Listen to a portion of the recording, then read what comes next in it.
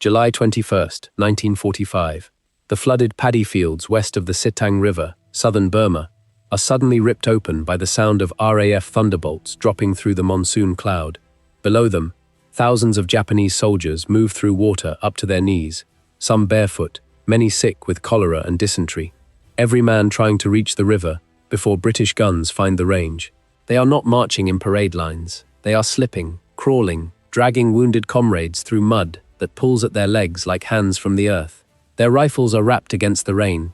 Their orders are brutal and simple. Cross the Sitang, break out of the trap, and survive. But above them, the sky begins to fill with the heavy growl of Pratt & Whitney engines. And the men in those cockpits are about to see the war from a height that changes everything. The aircraft diving on them are not Spitfires. They are not graceful, thin-winged interceptors, built for elegant combat in the high blue air. They are Republic P-47 Thunderbolts, massive American fighter bombers that RAF pilots in Burma call jugs. Machines so heavy, they look almost impossible to throw around a tropical sky. Each one carries 8 50-caliber machine guns, heavy bombs, long-range fuel, armor, and a reputation for coming home after punishment that would tear lighter fighters apart. To pilots raised on the idea that a fighter pilot's war is a duel against another fighter pilot, the Thunderbolt is something different. It is not just a weapon for the sky. It is a flying hammer for the ground. As the first Thunderbolt rolls into its dive, the pilot does not see a clean target. He sees water, palms, bamboo rafts, smoke, muzzle flashes, men scattering beneath trees, and Allied troops dangerously close to the impact zone. He is not fighting for a personal victory mark painted under a cockpit. He is trying to keep a Japanese army from breaking through the last Allied barrier in Burma. One wrong release sends bombs into friends. One late pullout drives the aircraft into the earth. One missed column gives the enemy a path to escape. The pilot grips the stick, checks the angle, watches the ground rush upward, and suddenly understands that this war is not being decided by glamour, speed, or legend. It is being decided in mud. 3 years earlier, Burma has almost broken the British Empire in Asia. In early 1942, Japanese forces pour through Malaya, take Singapore, drive into Burma, and force a long Allied retreat toward India. British, Indian, Burmese, African, Chinese, and American units fight through jungle tracks, disease, collapsed supply lines, and monsoon rivers. The RAF flies Hurricanes and Blenheims from rough strips where dust becomes mud in minutes, and maintenance crews work under heat that feels like a second enemy. The men who survive those years learn that Burma is not a sideshow.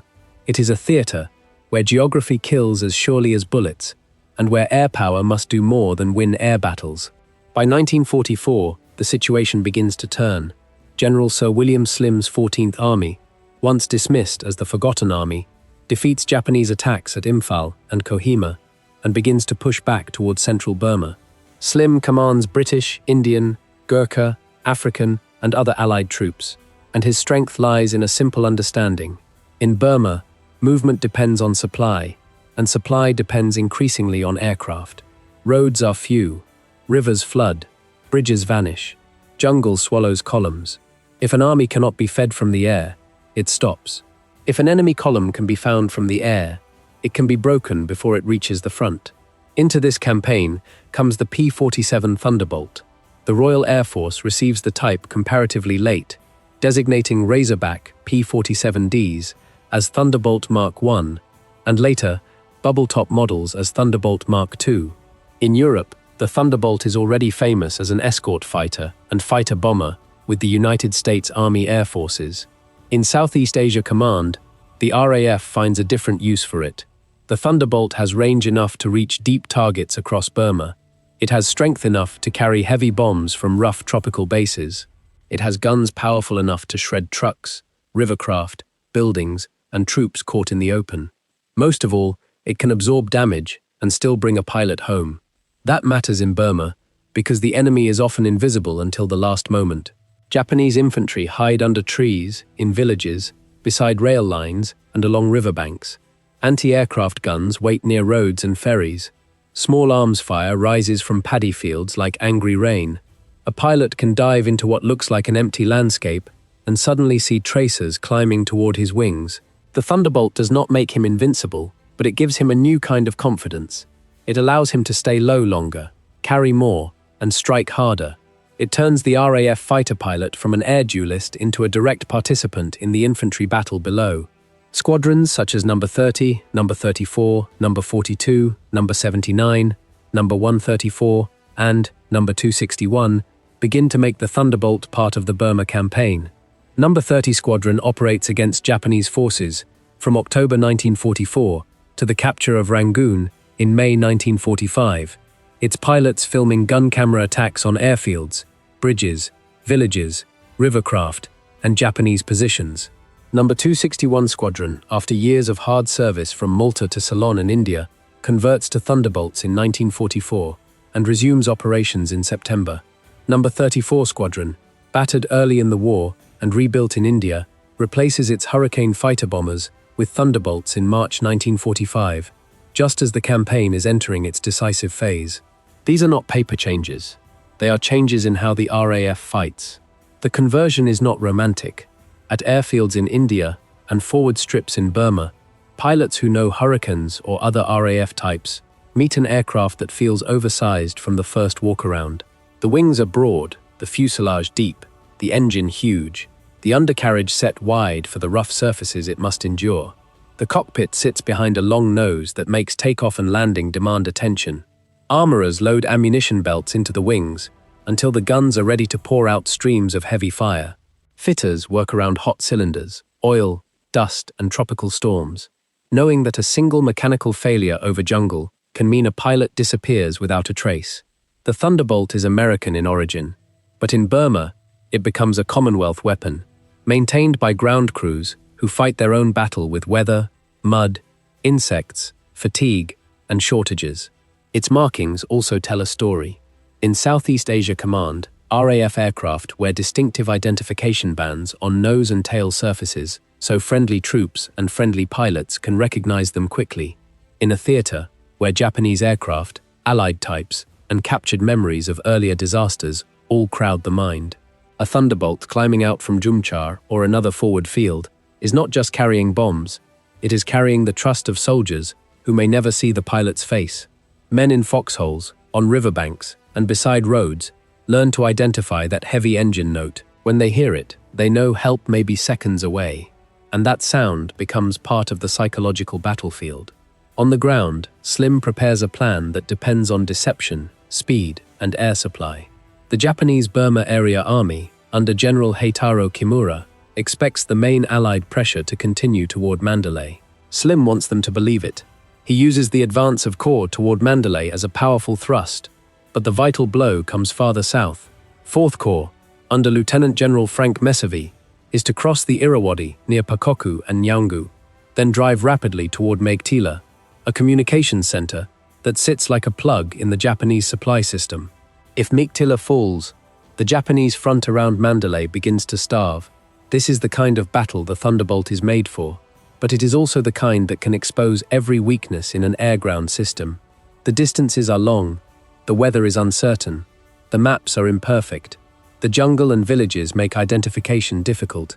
Forward troops need help quickly, but pilots must know exactly where to strike. A Thunderbolt carrying 500-pound bombs is a promise and a threat at the same time. It can save a battalion. It can destroy one by mistake.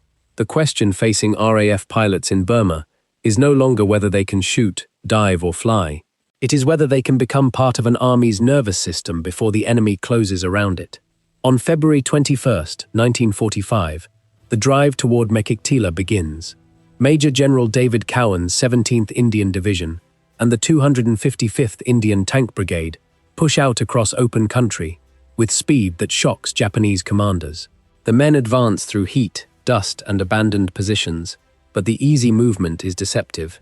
Japanese forces leave snipers, mines, roadblocks, and suicide parties behind them. Every village can become a trap. Every bend in the road can hide an anti-tank gun. Cowan's columns must keep moving because hesitation gives Kimura time to understand the real target. The RAF watches the road net, rail lines, and enemy movement. Thunderbolts orbit as cab-rank aircraft, ready to be called onto targets by visual control posts and forward observers. This system changes the pilot's world. Instead of hunting alone, He listens. Instead of choosing a target only by what looks important from above, he responds to a ground battle unfolding minute by minute. Smoke markers, map references, radio calls, and flashes from the earth begin to guide him.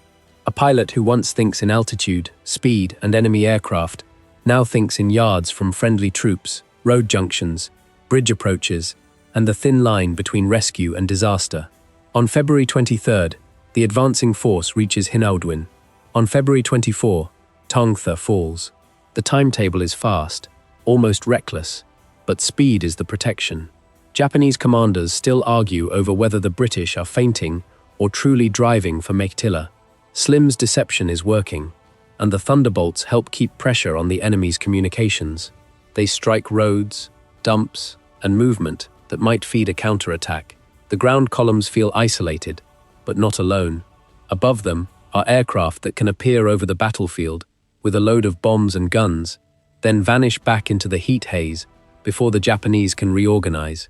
By February 27th, Cowan's troops run into a Japanese position at Ledengzin.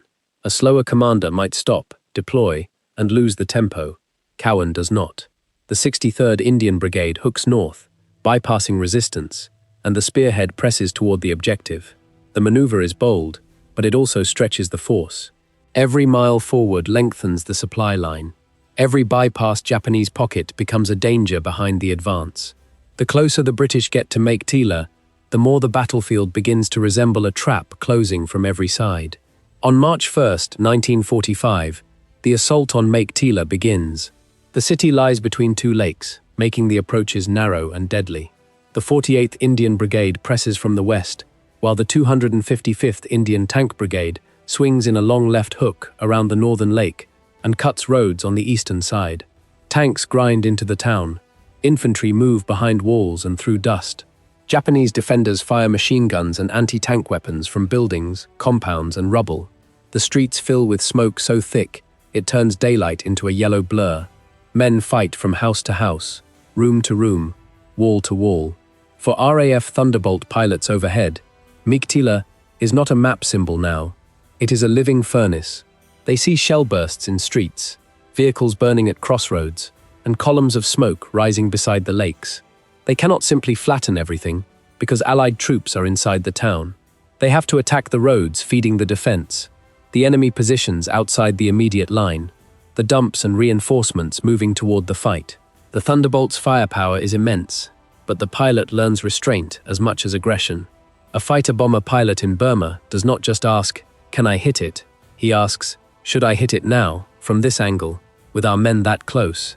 By the evening of March 3rd, Meiktila is in Allied hands, but victory immediately becomes danger. Cowan's force has seized the center of the Japanese communications system, but it is deep inside enemy country, supplied by air, surrounded by Japanese formations trying to crush it. What looks like a breakthrough can still become a disaster. The Japanese counterattack with fury. They want Meiktila back, because without it, their northern armies lose their arteries. The battle turns into a siege in reverse. The defenders hold the prize, and the enemy closes around them. The siege around Meiktila proves this lesson again and again. Japanese troops attempt to cut the airstrips, shell landing grounds, and close the roads with infiltration parties. Allied infantry patrol outward rather than sit passively behind a perimeter. Tanks and infantry strike approaching columns before they can assemble. Thunderbolts hit targets around the town, not as isolated raids, but as parts of a defensive organism. When a Japanese group is reported near a road, the call can bring aircraft. When a supply route is threatened, the sky responds. When a position holds up a patrol, fighter bombers can be pulled onto the spot. The pilot begins to feel the battle as a chain of urgent requests, and each request has men attached to it. Inside the cockpit, the pilot's view is both vast and limited. He can see bends in rivers and roads that ground soldiers cannot see. He can see smoke columns pointing toward combat. He can see tracks leading out of villages and movement on open ground. But he cannot feel the fear of the infantryman pinned behind a wall, cannot smell the wounded in a dressing station, cannot know whether a tree line hides enemies or civilians until the controller helps him decide. The Thunderbolt gives height, speed, and power, but Burma teaches humility. The man above depends on the man below, as much as the man below depends on him. and that dependence changes the nature of command. Here the Thunderbolt begins to change how pilots see the war most sharply. They watch Allied transport aircraft bring supplies into captured strips, while Japanese troops try to cut the lifeline. They see that an army's survival can depend on a runway hacked from dust and grass. They see Dakotas coming in with food, ammunition, and fuel, while fighters and fighter bombers keep enemy pressure away. The romantic picture of air combat disappears. The war becomes crates, fuel drums, wounded men, engines, ground crews, and soldiers waiting for the sound of friendly aircraft. The near failure comes not only from Japanese guns but from logistics. Transport aircraft are urgently needed across the theater, and at one point, Chinese demands for the return of American transport resources threaten the air supply on which Slim's operation depends. Slim understands the danger clearly. If those aircraft disappear, the advance may stop, and the troops around Meiktila may be stranded. Admiral Lord Louis Mountbatten and senior Allied commanders intervene to preserve the airlift. The crisis reveals the hidden truth of the campaign. Battles are not won only by courage at the front. They are won by keeping the air routes open when the map says no road can do the job. As March continues, the Thunderbolt's role expands. It attacks Japanese troop concentrations, vehicles, rail lines, boats, and strongpoints. It escorts bombers where needed. It answers calls from visual control posts. It circles like a loaded weapon above the battlefield, waiting to be directed. In a European sky, a fighter pilot might measure success by enemy aircraft destroyed. In Burma, success may be a road junction silenced, a gun position knocked out, a bridge damaged, or a Japanese column broken before it reaches an Indian brigade at nightfall. The rewards are less glamorous, but the consequences are immediate. The pilots begin to see the men below differently. From the cockpit, a jungle track is not just a line through green. It is a route by which ammunition reaches a company. A river ferry is not just a target. It is the difference between an enemy battalion arriving tonight or never arriving at all. A village is not just a cluster of roofs. It may be shelter, ambush, hospital, headquarters, or all four at once. The Thunderbolt forces them to read the land like soldiers, because at low altitude, the land reads them back with tracer fire. Some pilots also carry another memory into those final months. They have heard Europe described as the decisive air war, with its bomber streams, escort fighters, contrails, and radar-directed battles. Burma offers none of that clean mythology. Here, an operation may depend on a strip of dry ground, a hand-cranked radio, a map reference shouted through static, and a mechanic keeping one more engine alive through the night. The Thunderbolt does not lessen that roughness. It makes the pilot useful inside it. The aircraft itself shapes this new understanding. The P-47 is large, rugged, and forgiving, in a way that encourages aggressive low-level work. Its radial engine can take punishment. Its construction gives pilots a sense that the machine is built not for a single perfect pass, but for repeated hard blows. With bombs under the wings and belly, fuel for range, and 8 machine guns in the wings, it carries the weight of a small raid in one cockpit. Yet every takeoff from a rough strip reminds the pilot that weight has a price. The Thunderbolt needs room, it needs maintenance, it needs fuel, it needs armorers loading bombs in brutal heat. The machine teaches that air power is never just the pilot, it is the whole system behind him. On May 3, 1945, Rangoon falls after Operation Dracula. The amphibious and airborne seizure of the city comes just ahead of the monsoon's full grip. For many Allied troops, this feels like the end of the Burma campaign. The Great Port is back. The Japanese retreat is becoming a collapse. The 14th Army has advanced from the Indian frontier to central and lower Burma in a campaign of movement, deception, and relentless pressure. RAF Thunderbolts have been part of that pressure, flying from India and Burma, attacking targets from Arakan to Rangoon, turning Japanese movement into danger. But the war in Burma does not end neatly with Rangoon. Japanese formations remain west of the Sitang River, trapped in the Pegu Yomas, and desperate to escape eastward toward Thailand and the Tenasserim Hills. Among them are elements of the Japanese 28th Army, under Lieutenant General Shozo Sakurai, and formations tied to Kimura's failing Burma command. They are hungry, diseased, exhausted, and still dangerous. They know surrender is unthinkable under the code that has carried them through years of war. Their only hope is a breakout through territory now watched by British, Indian, Burmese, and RAF forces. At the beginning of July 1945, the Allies receive a gift that turns pursuit into preparation. A Gurkha patrol ambushes a small Japanese party and captures a dispatch bag containing the breakout plan. The information spreads quickly through I Corps under Mesavy, and the formations blocking the Sitang approaches. The British now know the intended routes. They know the likely crossing points. They know that the Japanese will try to move in columns through flooded ground and across roads already covered by artillery. The trap is no longer accidental, it is deliberate. On July 3rd, the Japanese 33rd Army attacks too early, trying to assist the breakout. The timing is wrong. The British allow Japanese troops to come forward, then unleash artillery and air attack when they are exposed. Thunderbolts and Spitfires respond to visual control posts. Guns roar from concealed positions. Shells burst among trees and tracks. On July 4th, Thunderbolts of No. 42 Squadron destroy 3 Japanese 105mm guns, a small tactical action that carries a larger meaning. The RAF is no longer simply supporting the army. It is plugged into the battle minute by minute, removing threats as soon as they are found. By July 7th, Kimura orders the 33rd Army to halt. The supporting attack has failed, but the main breakout is still coming. Allied commanders shift their attention to the 28th Army. The monsoon is now over the battlefield. Rain hammers roofs, tracks, tents, and aircraft wings. Paddies become mirrors of brown water.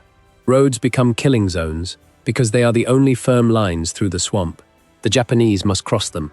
The British know it. The Thunderbolt pilots know it too, and the coming fight will force them lower, closer, and deeper into the human ruin of war than any clean dogfight ever could. On July 15th, the 28th Army begins its breakout. Japanese units try to move silently in 3 broad streams, many under orders to use bayonets rather than reveal themselves with gunfire. They are not the same army that stormed through Burma in 1942. They are starving men moving through rain, leeches, mud, disease, and fear. Yet they remain disciplined enough to terrify any force that underestimates them. They try to slip between Allied positions, reach the river, and cross on rafts made of bamboo before artillery and aircraft can destroy them. The British create killing fields. The first is built by artillery, with guns registered on crossing points, roads, and open ground. The second is built by aircraft. Thunderbolts and Spitfires are called in when the weather allows, sometimes through low cloud and rain that make navigation and target identification dangerously difficult. Forward observation officers on the ground and in the air guide fire. Visual control posts call targets. Tanks, infantry, mortars, machine guns, and aircraft form a net over the routes. For the Japanese soldier in the mud, the sky is no longer empty space. It is a ceiling of steel. At Penwegan, the Japanese 55th Division runs into the strength of the 19th Indian Division. The clash is vicious and uneven. Tanks and infantry repel attack after attack. Japanese troops try to close through waterlogged ground, only to meet machine gun fire, artillery, and airstrikes. Some reach cover, others fall in the open. The paddy fields churn under shell bursts. Bodies and equipment drift in floodwater. The smell of cordite mixes with wet earth, smoke, and sickness. From above, RAF pilots see war stripped of ceremony. There are no banners, no clean lines, only movement, panic, flashes, and the terrible responsibility of choosing exactly where to drop. The Thunderbolt is brutally suited to this work.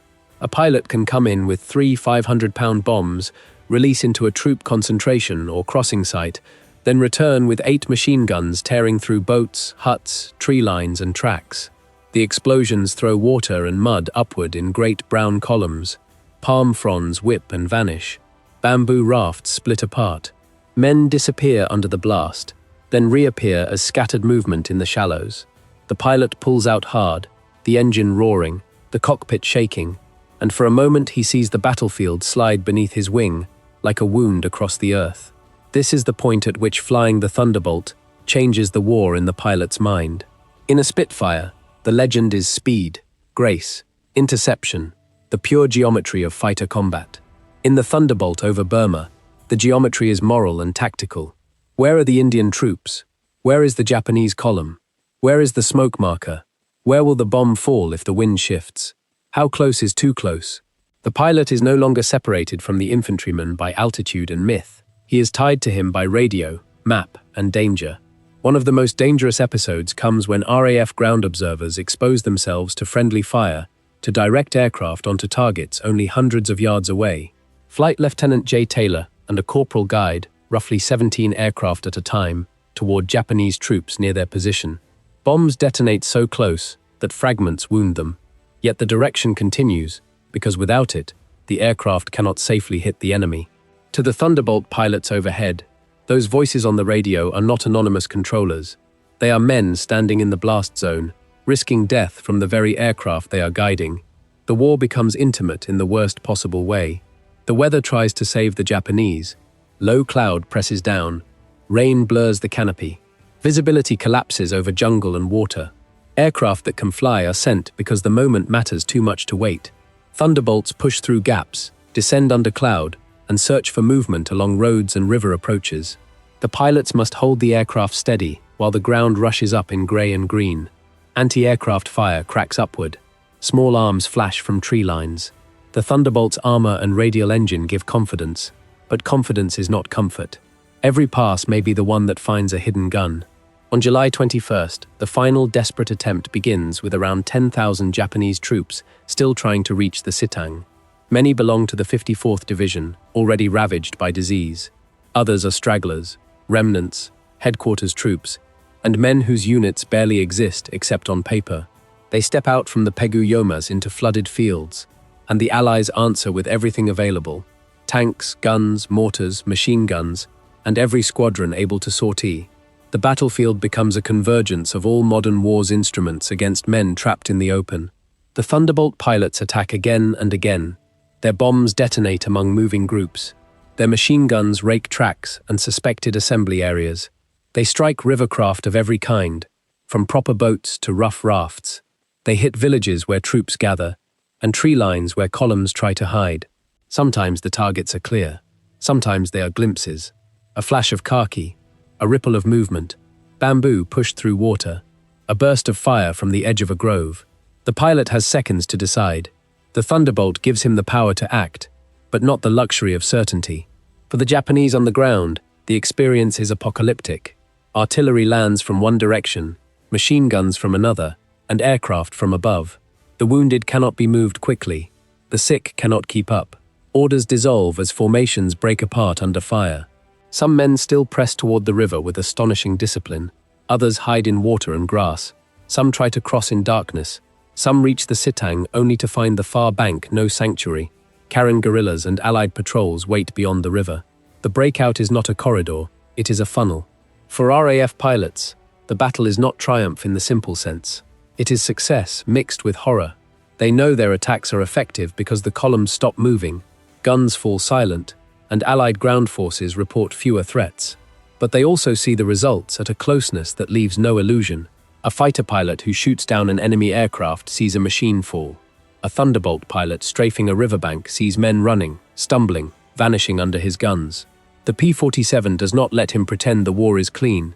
It gives him strength, and then forces him to look at what strength does. By July 28, the last major Japanese effort is halted. On July 29th, the Japanese 15th Army pulls back after realizing the breakout has failed as a coherent operation. Scattered groups still try to escape, and the area is not fully cleared until early August, but the strategic result is decided. The Sitang Bend becomes one of the final large land battles fought by Western Allied forces in the Second World War. It is a battle of artillery, mud, sickness, intelligence, air control, and relentless pressure. It is also the battle in which the RAF Thunderbolt's role in Burma reaches its grim climax. The losses are devastating. Out of roughly 18,000 men directly controlled by the Japanese 28th Army, fewer than 6,000 reach the east bank of the Sitang. The 54th Division loses more than 5,000 men in the breakout. Of about 9,000 men of the 55th Division who begin the attempt, fewer than 4,000 reach the Tenasserim. The Japanese 13th Naval Guard Force, about 600 strong, is effectively annihilated, with only a handful escaping. Allied casualties are far smaller, recorded in the dozens killed and several hundred wounded, a disparity that shows how completely intelligence, artillery, and air power have shaped the battlefield. The RAF flies more than 3,000 sorties during the Sitang fighting and drops hundreds of tons of bombs. Thunderbolts are not the only aircraft involved. Spitfires, Beaufighters, Mosquitoes, transports, and liaison aircraft all play their parts. But the P-47 stands out because it represents the RAF's transformation in Burma. It is a fighter that becomes a battlefield weapon. It is an aircraft that makes pilots think like infantry supporters, artillery partners, and route interdiction specialists. It forces them to understand that control of the air means little unless it changes the fate of men on the ground.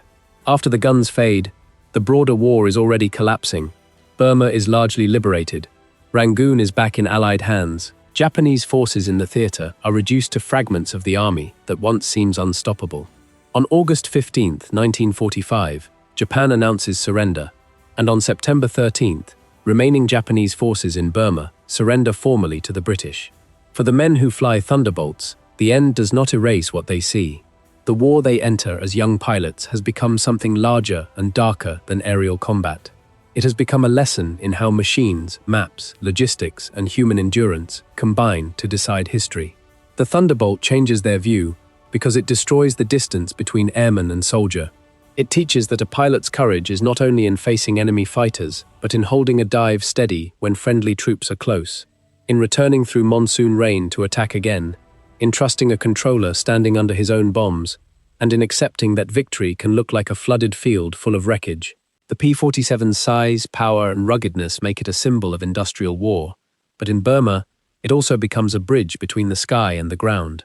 For RAF pilots in Southeast Asia Command, flying the Thunderbolt is not a glamorous detour from the main war. It is the war revealed from another angle. It shows them that the decisive moment may not come in a clean duel at 20,000 feet, but in a low dive over a road junction, a bomb dropped beside a riverbank, a strafing pass that stops a column before it reaches exhausted infantry. It shows them that the forgotten army is never truly alone, as long as aircraft can find it, feed it, and fight beside it. And when those pilots look back on Burma, on Meektila, on Rangoon, and on the flooded killing ground of the Sitang Bend, the Thunderbolt is not remembered merely as a machine that changed how they flew. It is remembered as the machine that changed what they believed war really was. War is never truly seen from above or below, but only in the terrible moment when the sky bends down to touch the mud.